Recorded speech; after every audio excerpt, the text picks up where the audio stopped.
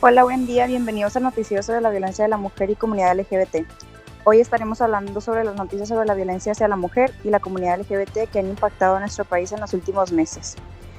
Empezando, la CNDH nos informa que Carla Valentina Camarena del Castillo, defensora de los derechos humanos de la comunidad trans, el día 30 de marzo de 2020 fue asesinada a balazos en el municipio de San Felipe, Guanajuato. La violencia en México es cada vez mayor y a pesar de vivir una pandemia debido al virus COVID-19, la violencia no ha disminuido. La última semana del mes de marzo del año 2020 fue especialmente trágica para los defensores. En apenas 8 días murieron en circunstancias violentas 3 activistas. Primero se presentó el asesinato de Paulina Gómez, guardiana del territorio sagrado de Virucuata y amiga del pueblo Huixarxica. Su cuerpo fue hallado el 22 de marzo en El Salvador, Zacatecas. Tan solo un día después, el 23 de marzo, en Jiatepec, Morelos, fue asesinada a balazos Isaac Medrado Herrera Áviles. Posteriormente se presentó el asesinato de la activista Carla Camarena, el cual tuvo lugar a la salida de un local de su propiedad, conocido como La Valentina, ubicado en San Felipe, Guanajuato.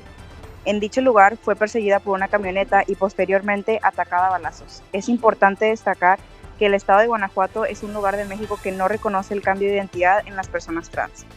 Esta había sido una de las principales reclamaciones de Carla durante toda su vida. Tras su asesinato, la mujer volvió a enfrentar esa falta de reconocimiento.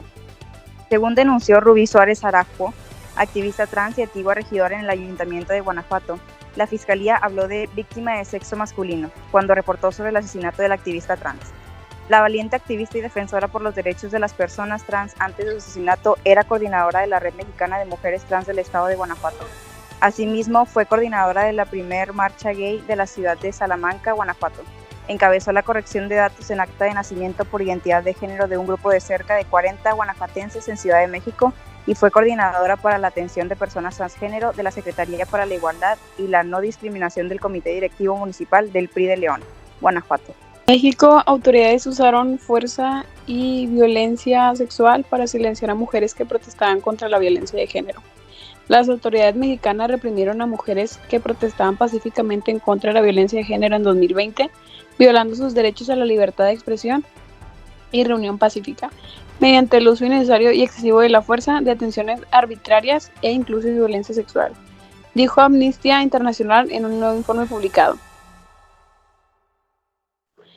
La respuesta violenta de las diversas autoridades a las manifestaciones de mujeres vulneró sus derechos a la libertad de expresión y de reunión pacífica. Durante las detenciones y traslados, elementos policiales se dirigieron a las mujeres con lenguaje violento y sexualizado. Las amenazaron con violencia sexual y las sometieron a violencia física y sexual. Muchas mujeres no sabían dónde estaban, quién las detenía y a dónde las llevaban, por lo que estuvieron en riesgo de sufrir desaparición forzada, dijo Tania Reunión Pansi, directora ejecutiva de Amnistía Internacional México. Las autoridades de distintos niveles de gobierno han estigmatizado las manifestaciones de mujeres, caracterizándolas como violentas con el fin de deslegitimar su activismo y cuestionar sus motivos. Que no se confundan, estas protestas son un reclamo del derecho de las mujeres a vivir una vida libre de violencia. Son un llamado a combatir la impunidad que prevalece en miles de casos de feminicidio y de violencia sexual, que han causado un dolor inimaginable a tantas familias en México. El informe establece que policías detuvieron a más de una docena de mujeres sin haberse identificado debidamente, las mantuvieron incomunicadas por largos periodos de tiempo. Las trasladaron por rutas no usuales sin decirles a dónde las llevaban, y en algunos casos sin presentarlas ante la autoridad competente, causándolas un intenso miedo de ser víctimas de desaparición forzada. La generación deliberada de sufrimiento e incertidumbre entre las manifestaciones acerca de poder ser sujetas a desaparición forzada vulnera su derecho a la integridad personal y contraviene la prohibición absoluta de la tortura y otros malos tratos. Además, en muchas ocasiones elementos policiales recurrieron al uso de la violencia sexual con una táctica para aleccionarlas por atreverse a salir a manifestarse en la vía pública y por tener un comportamiento contrario a los estereotipos de género, de acuerdo con los cuales las mujeres deben quedarse en casa y no salir a buscar problemas.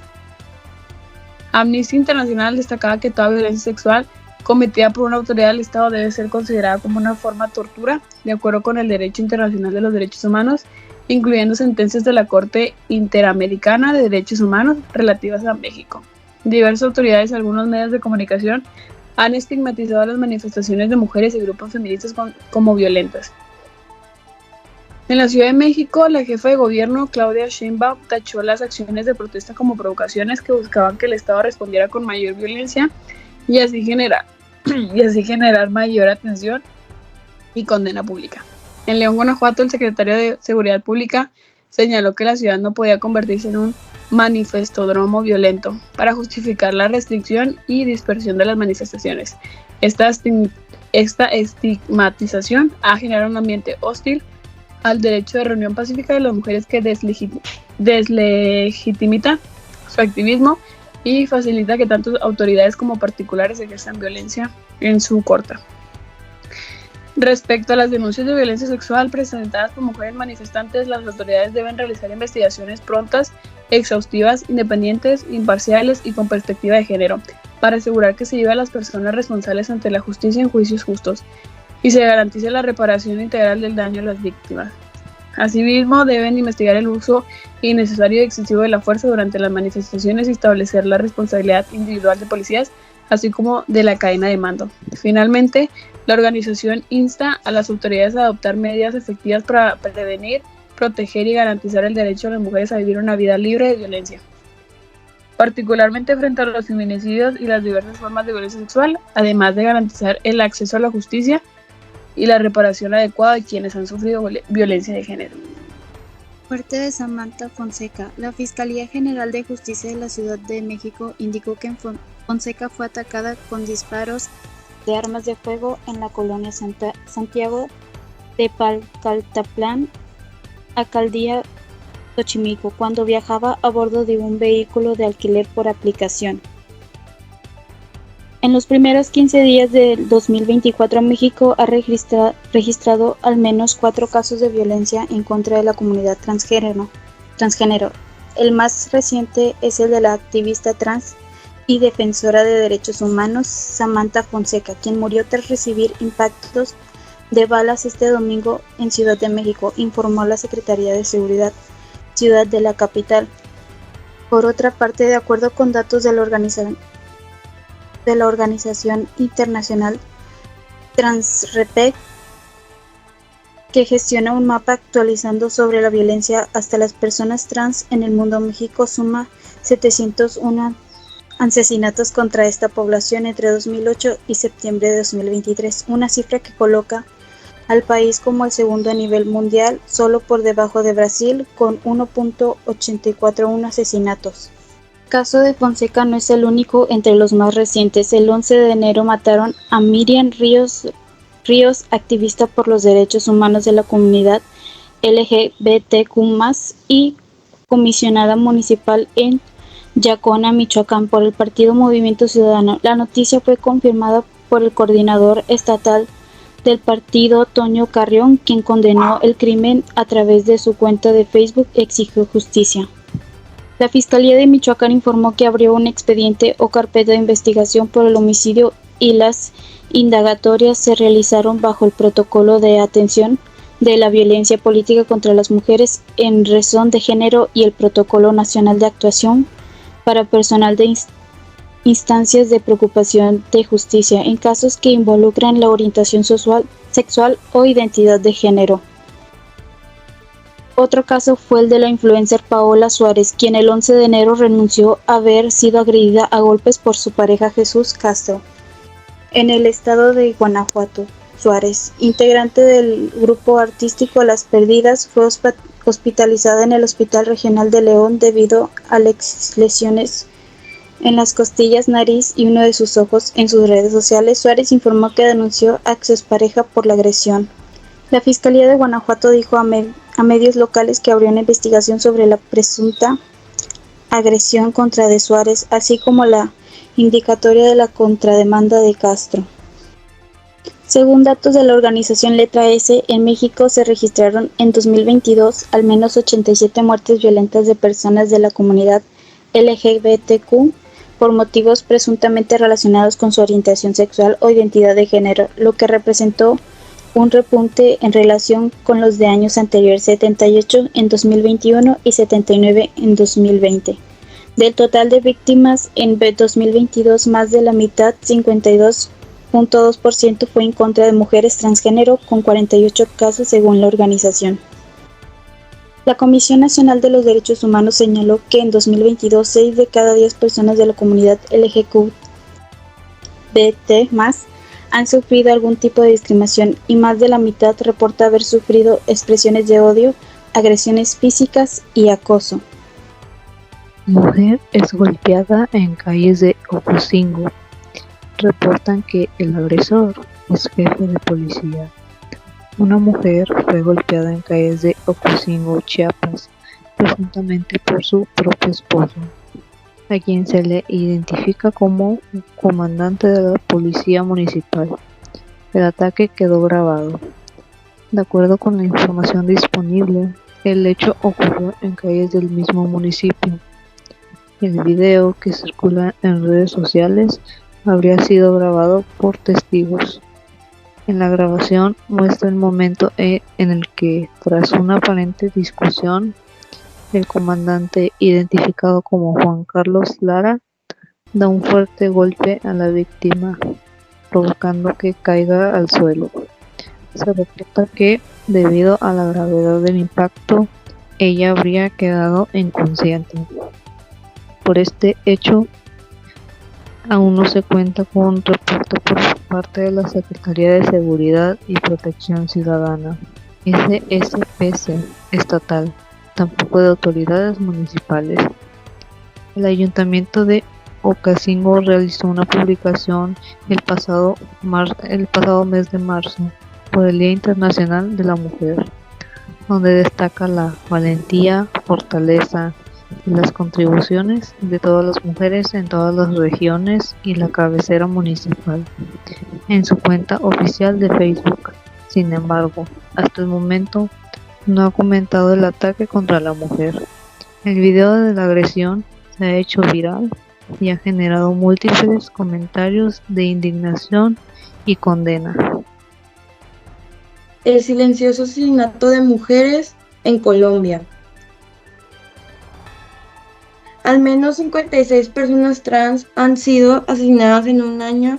La mayoría de crímenes ocurrieron en la calle. Tiffany Vilora era migrante y transexual. Había llegado de Venezuela huyendo de la miseria. Vivió primero en Medellín, donde la recuerdan por su activismo, y después se instalaba en Valledupar cuando fue asesinada. Tenía 25 años y la mataron a puñaladas en la calle. Su asesinato en abril pasado se sumó a los de 7 crímenes contra personas trans en lo que iba del año. La cifra en noviembre alcanza las 56 víctimas, según el Observatorio de Derechos Humanos de Caribe Afirmativo. La mayoría de las mujeres asesinadas, según la organización, eran trabajadores sexuales y migrantes. Han denunciado los medios locales desde hace 2 años en la capital de Cesar.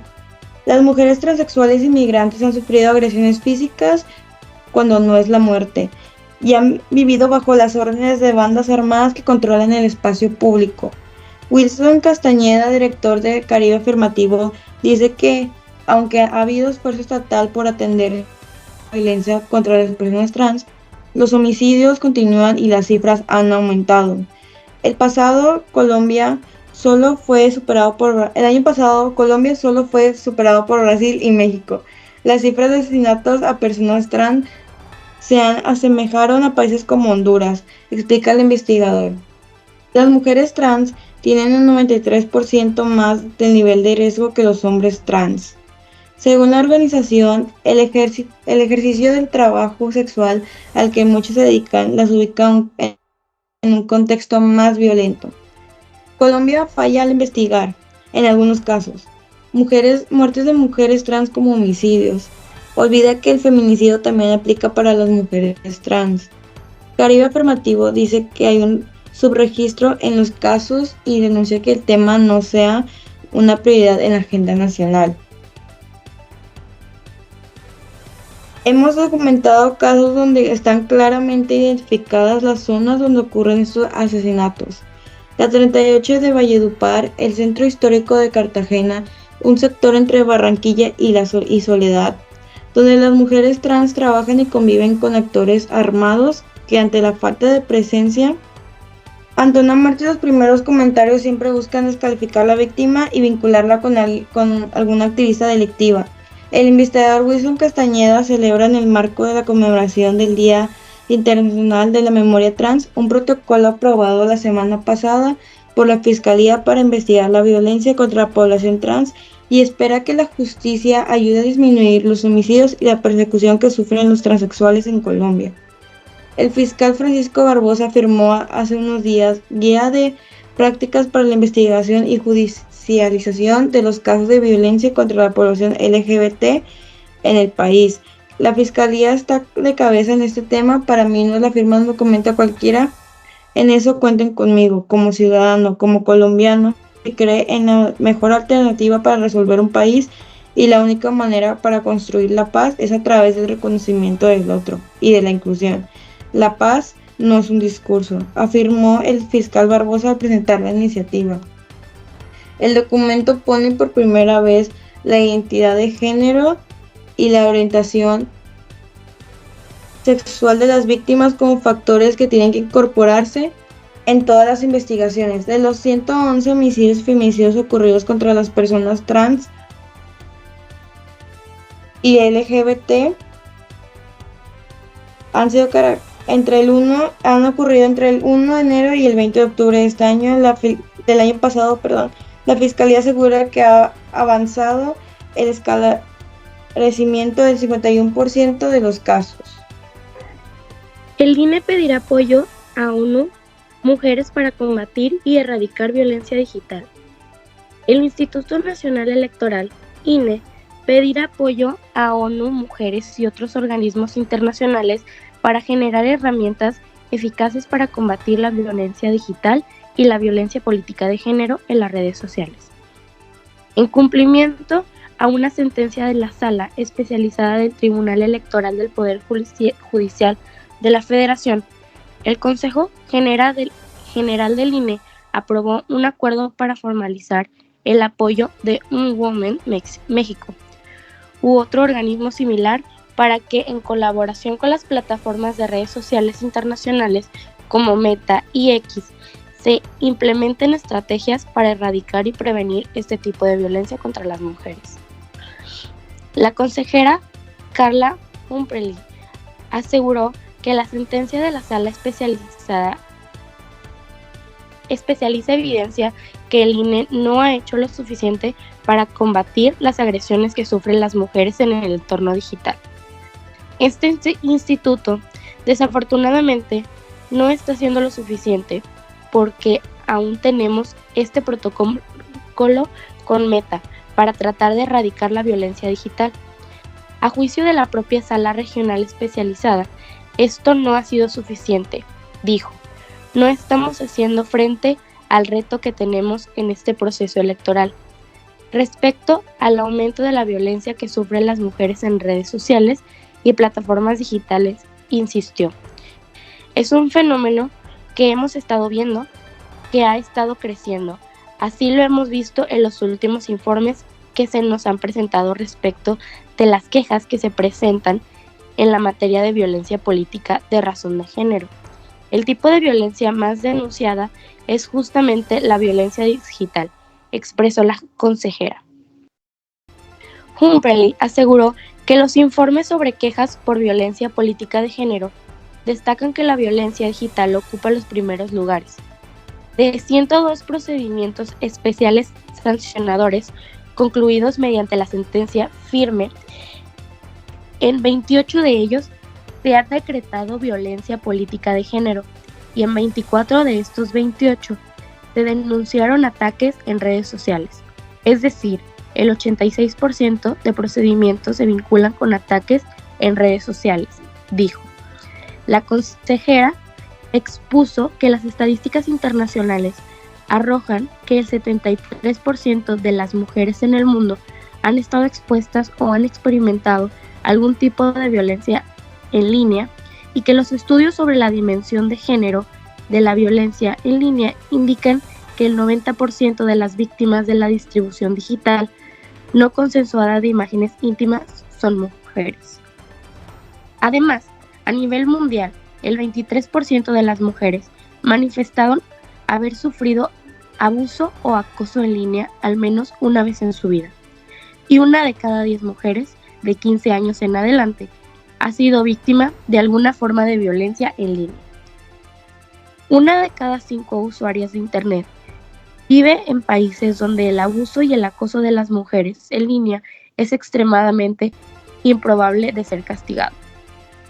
El 28% de las mujeres que fueron objeto de violencia basadas en las tecnologías de la información y la comunicación TIC han reducido deliberadamente su presencia en línea, y las mujeres en rango de edad de 18 a 24 años tienen una alta probabilidad de sufrir acoso sexual, además de amenazas físicas en línea, añadió. Por ello, dijo que la sentencia de la sala especializada marca una pauta a seguir para darles a las mujeres y darnos como institución electoral mejores herramientas para combatir de manera adecuada la violencia digital en este proceso electoral, pero también en lo que sigue, porque la violencia contra las mujeres no cesa cuando se acaban las campañas electorales y tampoco cuando las mujeres ocupan cargos de elección popular. La consejera Dania Rabel se sumó a la conclusión sobre la necesidad de tomar acciones respecto a la violencia digital que sufren las mujeres. Lo que pasa en el mundo virtual no se queda ahí, no se queda en las redes sociales, sino que trasciende a la realidad y a la cotidianidad de las mujeres y puede llegar a tener consecuencias muy graves. En el ámbito político puede hacer que las mujeres se autolimiten para poder estar en el espacio público. Puede ser una especie de autocensura en donde terminan cerrando sus redes sociales por el acoso que reciben a través de estos medios digitales, expresó.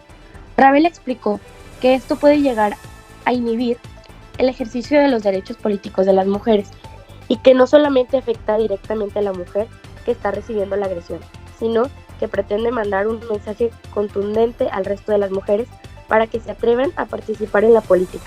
Si se atreven a estar en la arena pública, es lo que van a sufrir y a esto es a lo que se tienen que atener. Me parece que esto no debe ser así y tenemos que tomar medidas al respecto. Justicia en México.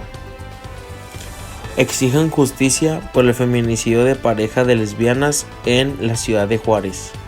Centenares de activistas de la comunidad LGBTIQ marcharon frente a la Fiscalía General del Estado de Chihuahua, en el norte de México, pidiendo el esclarecimiento de los feminicidios de Noemí Medina y Tania Montes, cuyos cuerpos fueron encontrados a la vera de la carretera en Ciudad Juárez. Pese a los reclamos, las autoridades aseguran que no hubo motivos de odio por la orientación sexual de las dos víctimas. Esto fue Breaking Noticiero contra la violencia de la mujer y la comunidad LGBT. Muchas gracias por su atención, nos vemos mañana.